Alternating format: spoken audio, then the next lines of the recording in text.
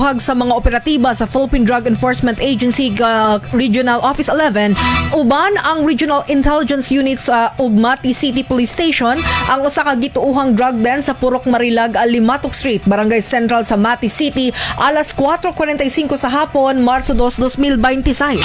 Sa report, 3 ka persona ang nadakpan sa operasyon, lakip ang usa ka public school principal nga giilang si alias J. Ang maong principal giingong usa sa mga bisita sa drug den atol sa operasyon.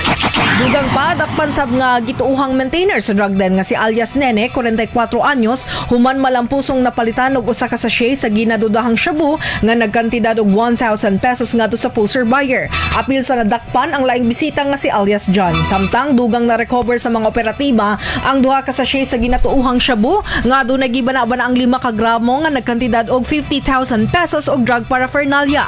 Gikatakdang atubangon sa mga nadakpan ang kaso ubos sa Republic Act 9165 o Comprehensive Dangerous Drugs Act of 2002.